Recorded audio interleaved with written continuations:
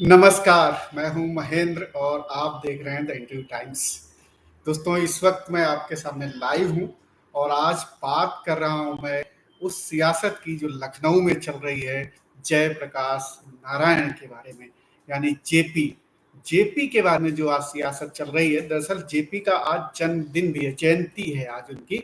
तो उसको लेकर के एक वहां पर जेपी एनआईसी है लखनऊ में, गोमती नगर में, और वहां पर अखिलेश यादव, समाजवादी पार्टी के अध्यक्ष अखिलेश यादव माल्यार्पण करना जाना चाह रहे थे, लेकिन उन्हें उसकी अनुमति नहीं मिली और वो बंद है, इसलिए उन्हें अंदर जाने नहीं दिया गया। दरअसल वहां अभी काम चल रहा है। तो ये सियासत अब इसमें गर्मा गई है। अखिलेश यादव का कहना है, उनका आरोप है कि सरकार उन्हें वहां जाने नहीं देना चाहती, जबकि जेपी की विरासत को वो कैरी करते हैं। और सरकार का कहना है कि वहां पर काम चल रहा है, किसी को भी जाने की अनुमति नहीं है। इसको लेकर के बड़ा बवाल मच गया है। पॉलिटिक्स उत्तर प्रदेश की गर्मा गई है। आखिर ऐसा क्या है जयप्रकाश नारायण में जिसको लेकर के इतना बवाल मच रहा है? इस वीडियो में हम इस पर बात करेंगे कि आखिर जेपी कौन है, क्या उनका योगदान है भारतीय राजनीति में, सामाजिक जीवन में, उस पर बात करेंगे। लेकिन उससे पहले इस राजनीति का, जिसको लेकर के आज पूरा बवाल मचा हुआ है, पिछले साल भी ऐसा हुआ था। पिछले साल अखिलेश यादव वहां गए थे जेपीएनआईसी, लेकिन गेट बंद थे, तो वो दीवार फांद के, जो बाउंड्री वॉल होती वो फांद के वहां पहुंच गए अंदर। तो इस बार पूरा कड़ा पहरा पुलिस ने बिछा दिया था। रात में उनको पता चला कि टीन शेड लगा करके गेट को बंद किया जा रहा उस तरीके से जहां से वो फांद के जा सकते हैं, तो वो रात को ही पहुंच गए। बड़ा पुलिस प्रशासन में हड़कंप मच गया कि आखिर ये क्या बात हो गई। अखिलेश यादव ने फिर वहां पहुंचकर बयान दिया। उन्होंने कहा कि देखिए, इस तरीके से आप हमें नहीं रोक सकते हैं, ये टीन शेड लगा करके सरकार क्या छिपाना चाहती है। आखिर एक महापुरुष हैं वो जेपी, और उनका हम सम्मान करना चाहते हैं, तो उनके सम्मान करने से क्यों रोक रही है सरकार। अखिलेश यादव ने कहा कि जयप्रकाश नारायण की जयंती के दिन समाजवादी लोग यहाँ जमा होते थे, उनका माल्यार्पण होता था, वो महान नेता थे, उन्होंने संपूर्ण क्रांति का नारा दिया था, और इस वजह से देश की राजनीति में बदलाव आया। तो अखिलेश यादव लगातार हमलावर हैं सरकार के ऊपर, और योगी आदित्यनाथ की सरकार वो ये कह रही है कि वहां पर काम चल रहा है, इसलिए किसी को वहां जाने की अनुमति नहीं है। लेकिन इतना सीधा नहीं है ये मामला। आखिर जयप्रकाश नारायण के मूर्ति पर अगर कोई माल्यार्पण करना चाह रहा है, तो आखिर क्या वजह है कि माल्यार्पण नहीं करने दिया जा रहा है और इस तरीके से पुलिस प्रशासन लगाकर रोका जा रहा है। अब इसको लेकर के सियासत हो गई है, और ये सियासत दरअसल जयप्रकाश नारायण की जो लेगेसी है, जो उनके वारिस हैं, कौन असली वारिस है, इसकी लड़ाई है। दरअसल मूर्ति पर माल्यार्पण तो एक एक बहाना है, लेकिन लड़ाई दरअसल उनकी विरासत को लेकर के है।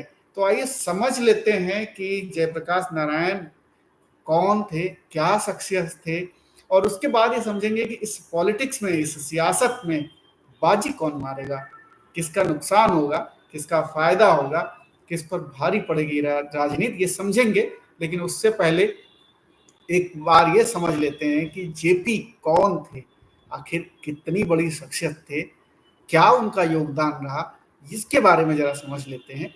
तो जयप्रकाश नारायण को जेपी कहा जाता है, और वो समाजवादी नेता थे, संपूर्ण क्रांति के जननायक थे, इसीलिए उनको जननायक भी कहा जाता है, उनको लोकनायक भी कहा जाता है, लोकनायक जयप्रकाश नारायण कहा जाता है, और प्यार से लोग उनको जेपी के नाम से पुकारते हैं। स्वतंत्रता सेनानी रहे हैं वो, बहुत लोकतंत्र के, डेमोक्रेसी के वो बहुत एक तरीके से कहा जाए कि सच्चे पहरेदार रहे हैं। उनके बारे में लगातार वो वाकई में लोकतंत्र कायम हो इस देश में, उसके वो पुरोधा रहे हैं, उसको लेकर बात करते रहे हैं। उनका जो जीवन है बहुत ही सरल था, बहुत ही सहज था, समाज को वो समझते थे और समाज के लिए ही पूरा उनका जीवन अर्पित हो गया। उनका जो जन्म था वो 11 अक्टूबर 1902 को, यानी आज के ही दिन 1902 में बिहार के सारण जिले के एक गांव है सिताब दियारा, वहां पर उनका जन्म हुआ था। साधारण किसान परिवार में उनका जन्म हुआ। शिक्षा को लेकर के वो लेकिन बहुत सजग थे, उनका परिवार भी सजग था।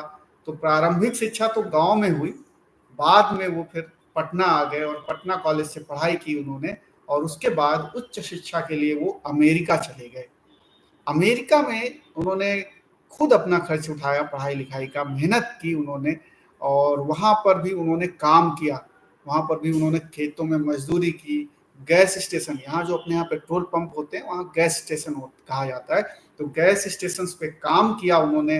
होटलों में बर्तन धुले, तमाम उनका एक अलग इसकी कहानी है। और इसके बाद उन्होंने वहाँ समझ में बात आई उनको कि समाजवाद क्यों जरूरी है, गरीबों का हक क्यों जरूरी है, और पूरा जीवन उसके बाद उनकी जो विचारधारा वहीं से नींव पड़ी इनको समाजवादी विचारधारा की।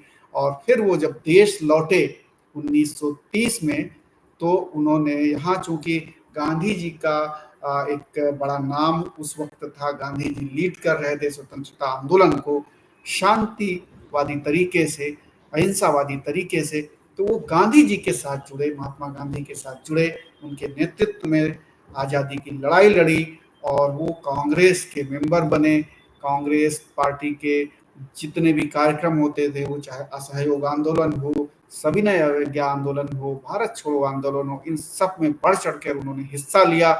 पूरी तरीके से वो आज़ादी की लड़ाई में भाग ले रहे थे। उनका विश्वास था कि जो ब्रिटिश हैं, इनके शासन से आज़ादी दिलाने का जो रास्ता है ये अहिंसात्मक रास्ता ही सही है, गांधी जी का ही रास्ता सही है, इसलिए वो गांधी जी के आंदोलन के साथ वो जुड़ गए।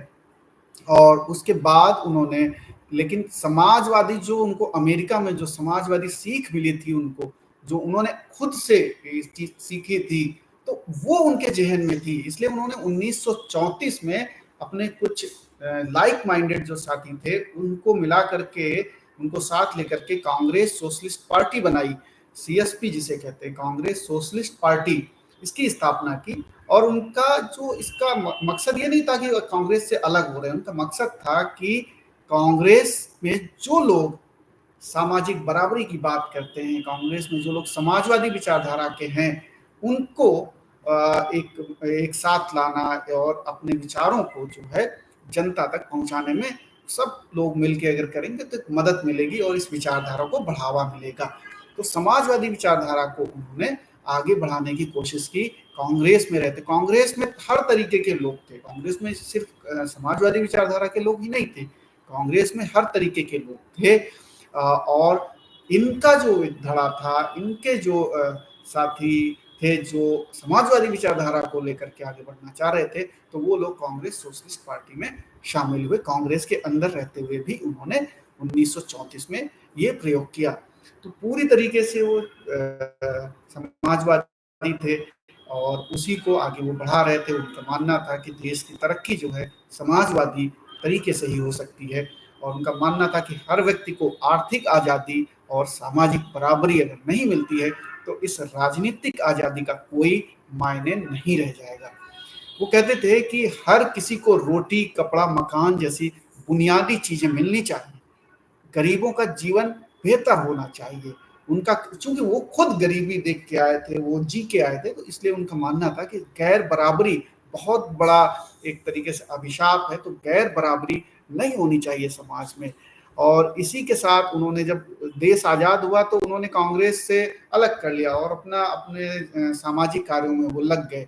1954 में उन्होंने राजनीति को एक तरीके से अलग कर दिया अपने आप से और समाज सेवा में ही आ गए। तो फिर विनोबा भावे, बहुत बड़े नेता, वो भूदान आंदोलन चला रहे थे, जमींदारों से जमीन दान कराने की बात कर रहे थे और वो जमीन जो है गरीबों में बांटी जा रही थी। तो जेपी को ये अच्छा लगा और जेपी ने खुद इस आंदोलन में फिर हिस्सा लिया और समाज में वही जो गैर बराबरी थी उसको दूर करने का एक बड़ा अभिनव प्रयोग था विनोबा भावे का, और भूदान आंदोलन, इससे बहुत सारे लोगों ने जमीन दान की। तो फिर जेपी इस आंदोलन में लग गए और उन्होंने तमाम सामाजिक कार्य किए, गरीबी, असमानता, इन सब चीज़ों को लेकर के उन्होंने बड़े प्रयोग किए, बड़ा काम किया, लोगों को बहुत जागरूक किया इस मामले में। फिर आया दौर 1970 का, जब इंदिरा गांधी की सरकार के ऊपर बड़े आरोप लगने लगे।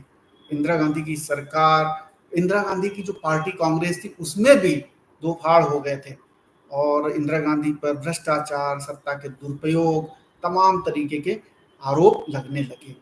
इंदिरा गांधी ने चुनाव कराया, उस पर चुनाव में फिर बड़ा उनके चुनाव को रद्द कर दिया कोर्ट ने, कहा कि गैर तरीके मतलब गैर लोकतांत्रिक तरीके से चुनाव जीता इंदिरा गांधी ने। तो फिर इमरजेंसी लगी, और इमरजेंसी में फिर संपूर्ण क्रांति का जो आंदोलन चला, तो उसके भी ये जननायक थे।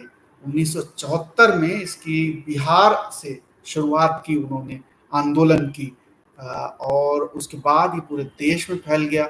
इसी को संपूर्ण क्रांति का नाम दिया। और जेपी ने इस आंदोलन के जरिए उन्होंने कहा कि देखिए, सत्ता परिवर्तन की बात तो एक है, ठीक है, लेकिन पूरे सिस्टम को बदलना होगा। पूरे सिस्टम के बदलाव का नारा उन्होंने दिया, इसीलिए उन्होंने कहा संपूर्ण क्रांति। उन्होंने कहा संपूर्ण क्रांति अब नारा है और भावी इतिहास हमारा है, इस तरीके का नारा उन्होंने दिया कि संपूर्ण क्रांति अब नारा है, भावी इतिहास हमारा है। तो संपूर्ण क्रांति में वो ये चाह रहे थे कि समाज में, राजनीति में, आर्थिक व्यवस्था में ये सब जो गैर बराबरी है ये बदले, इसमें बदलाव आए। उन्होंने भ्रष्टाचार, गरीबी, बेरोजगारी, शिक्षा व्यवस्था की खामियां, ये सब चीज वो खत्म करना चाहते थे। जेपी की सोच थी कि ये सिस्टम जो है ये ठीक नहीं है और ये सिस्टम बदलना होगा। इस सिस्टम से न्याय नहीं मिल सकता है जो मौजूदा सिस्टम है, इसलिए सिस्टम को बदलना होगा। और इसलिए उन्होंने इस आंदोलन में छात्रों, युवाओं को भागीदारी दी। उन्होंने उनको आह्वान किया कि आप हमारे साथ जुड़िए, और छात्र बड़े पैमाने फिर जुड़े इस पे। यूनिवर्सिटीज में बड़े आंदोलन हुए, और उसके बाद बहुत बड़ा आंदोलन हुआ। दिल्ली में रैली थी, और उसके बाद फिर इंदिरा गांधी ने इमरजेंसी घोषित कर दी। ये आंदोलन का डर कहिए या बात कुछ और रही हो, लेकिन इंदिरा गांधी ने फिर इस डर के मारे घोषित कर दिया, इमरजेंसी पूरे देश में लागू कर दी। और उसके बाद गिरफ्तारी हुई, लगातार आंदोलन को दबाने की कोशिश हुई, बहुत सारे नेताओं को, आंदोलनकारियों को, उसमें जेपी भी शामिल थे, गिरफ्तार कर लिया गया, आपातकाल लगा दिया गया देश में। अब आपातकाल के दौरान जेपी ने लोकतंत्र की रक्षा करने के लिए, यानी कि डेमोक्रेसी बची रहे, पूरा उन्होंने नेताओं को, लोगों को एकजुट किया, उनको अपना नेतृत्व दिया, और आपातकाल के खिलाफ उन्होंने आवाज उठाई और लोगों को, देश को इंदिरा गांधी के खिलाफ एकजुट किया, जब समाज को जागरूक किया। और अंत में क्या हुआ कि 77 में हारी सरकार इंदिरा गांधी, जब चुनाव हुआ और उसके बाद हारी बहुत बुरी तरीके से, और जनता पार्टी की सरकार बनी, तो उन्होंने जनता पार्टी की मदद की जेपी ने।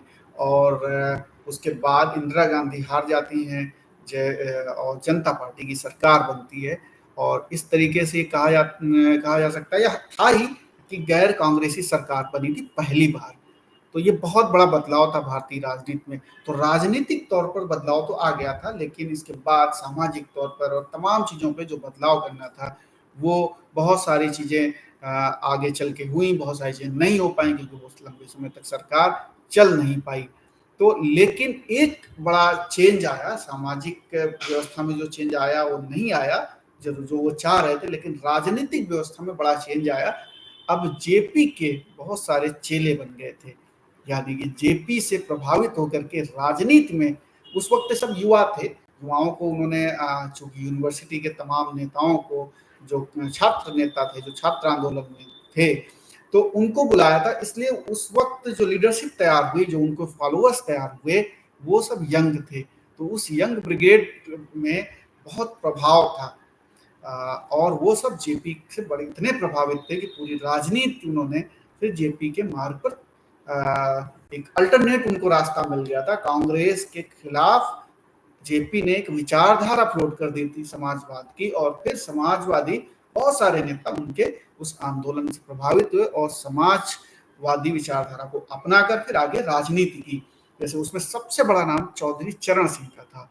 चौधरी चरण सिंह बाद में प्रधानमंत्री भी बने, किसान नेता थे, बहुत बड़े किसान नेता। उनको आज भी किसान नेता के तौर पर पूरा देश जानता है, मानता। बहुत ही ईमानदार, बहुत ही एथिक्स को फॉलो करने वाले, मॉरलिटी को फॉलो करने वाले नेता शायद ही बिरला नेता होगा चौधरी चरण सिंह जैसा। तो वो जेपी को बहुत मानते थे। लालू प्रसाद यादव, नीतीश कुमार, मुलायम सिंह यादव, ये सब, मोरारजी देसाई जो भारत के प्रधानमंत्री बने जब जनता पार्टी की सरकार थी, ये सब लोग, जॉर्ज फर्नांडिस, इनको कौन भूल सकता है, बहुत ही बड़े ट्रेड यूनियन के नेता थे। और पूरी जीवन उन्होंने सादगी भरा जीवन जिया जॉर्ज फर्नांडिस ने। आजीवन उनको कहा जाएगा अगर जेपी के कदमों पर चलने वाले, जेपी के मानने वाले अपने निजी जीवन में भी, तो जॉर्ज फर्नांडिस का नाम लिया जा सकता है। बहुत सादगी भरे जीवन जिया उन्होंने जब तक वो रहे। तो ये सब लोग तैयार हुए। अब इनमें से कुछ लोग अभी हैं जो उनकी राजनीति कर रहे हैं, उनकी विरासत को क्लेम कर रहे हैं। समाजवादी पार्टी जो उत्तर प्रदेश में है, अखिलेश यादव, उसी विरासत को क्लेम कर रहे हैं, क्योंकि उनके पिता मुलायम सिंह यादव जेपी के शिष्य। नीतीश कुमार उसी चीज को क्लेम कर रहे हैं। लालू प्रसाद यादव का परिवार, लालू प्रसाद यादव हैं अभी, वो भी जेपी के नाम लिए बिना उनकी राजनीति नहीं होती है। तो ये सब लोग जेपी के चेले थे। ये लोग जेपी के आंदोलन को बढ़ चढ़कर हिस्सा लिया था इन लोगों ने, और उसके बाद जेपी के मार्ग पर ये चलते रहे। राजनीतिक तौर पर, विचारधारा के तौर पर ये चलते रहे। सामाजिक जीवन में इन्होंने कितना फॉलो किया, कितना नहीं, आप सब लोग जानते हैं। लेकिन राजनीतिक विरासत के तौर पर इन लोगों ने जेपी की विचारधारा को आगे बढ़ाया, समाजवादी विचारधारा को आगे बढ़ाया। पूरा जनता परिवार था जेपी का, जो जनता परिवार था, वो जनता परिवार अलग अलग जगहों पर, कर्नाटक में देवगौड़ा फैमिली है जो जनता दल परिवार का हिस्सा थी, वहाँ पर भी समाजवादी आंदोलन को उन लोगों ने आगे बढ़ाया। ऐसे ही बिहार में लालू प्रसाद यादव, नीतीश कुमार, उत्तर प्रदेश में मुलायम सिंह यादव, चौधरी चरण सिंह, फिर अजीत सिंह, राष्ट्रीय लोक दल अभी है। तो बहुत सारी पार्टियां जो बनी जनता परिवार को, जनता दल को टूट के, वो सब तमाम जगहों पर अभी भी राजनीतिक तौर पर सक्रिय हैं, सत्ता में भी है, सत्ता में भागीदारी भी है उनकी। अब दरअसल जो उनकी विचारधारा के कौन मानता है, कौन आगे ले जाता है, क्योंकि समाजवादी विचारधारा आज भी गरीब लोगों के बीच में सबसे ज्यादा जो स्वीकार्य है वही है। हालांकि बीच में बीजेपी ने अलग अलग प्रयोग किए, आज भी वो अलग अलग प्रयोग कर रहे हैं, लेकिन फिर भी समाजवादी विचारधारा को लोग अभी भी बहुत तवज्जो देते हैं, क्योंकि ये गरीबों की बात की जाती है। इसमें बात की जाती है गैर बराबरी की, इसमें सबको समान अधिकार देने की बात की जाती है। इसलिए समाजवादी विचारधारा, जब तक कोई भी देश गरीब रहेगा, समाजवादी विचारधारा चलती रहेगी। जेपी को भारत रत्न भी दिया गया 1999 में, और उसके बाद जो है इनका जो निधन हुआ 8 अक्टूबर 1979 को हुआ। तो कुल मिलाकर के जेपी की जो अब जो सियासत चल रही है, जो आज भी देखने को मिला कि जेपी एनआईसी जो लखनऊ में, हालांकि ये समाजवादी पार्टी की जब सरकार थी तभी जेपी एनआईसी की बनाने की शुरुआत हुई थी, अभी पूरा नहीं हुआ है वो। तो अब उस पर बात हो गई कि उनकी विरासत को कौन आगे ले जाएगा, कौन आगे ले जा रहा है जनता के बीच में। इस बात को साबित करना है, इस बात की होड़ लगी हुई है कि जेपी के विरासत को ले जाने वाले, आगे बढ़ाने वाले आखिर कौन लोग हैं, कौन सी पार्टी है। क्या बीजेपी इस विरासत को आगे बढ़ा रही है, या पर समाजवादी पार्टी इस विरासत को आगे लेके चल रही है, कौन है आखिर उनका वारिस। तो इसको लेकर के दरअसल पूरी पॉलिटिक्स हो रही है।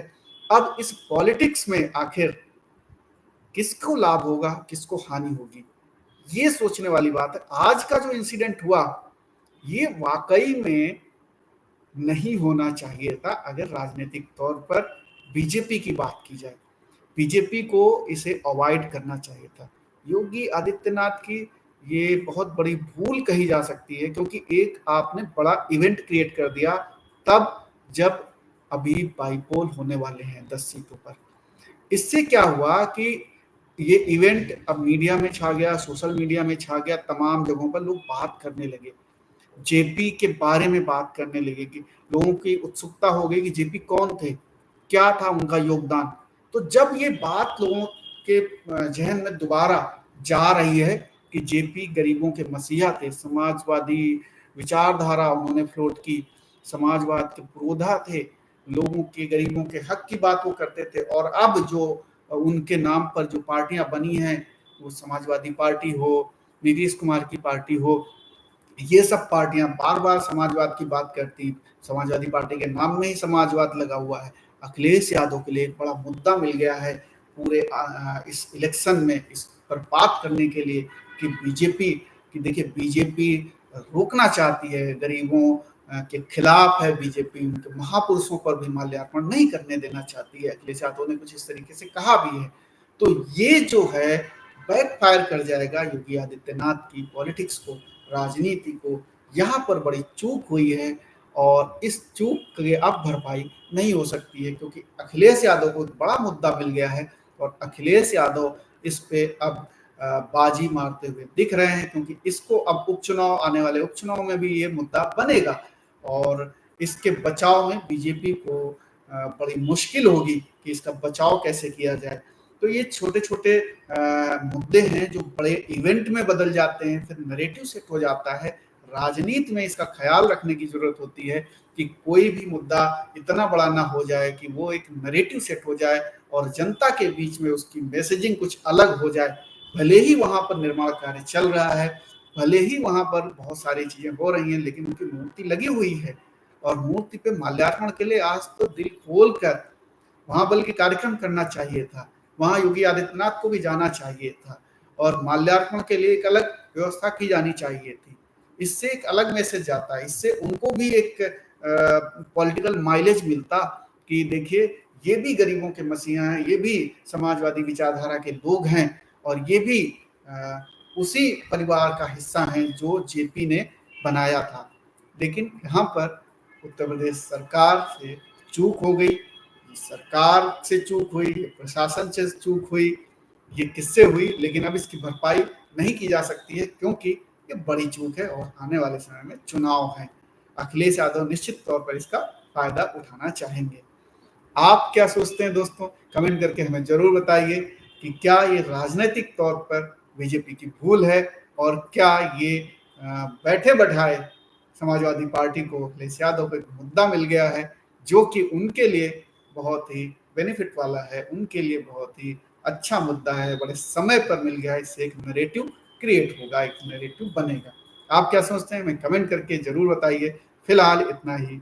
नमस्कार।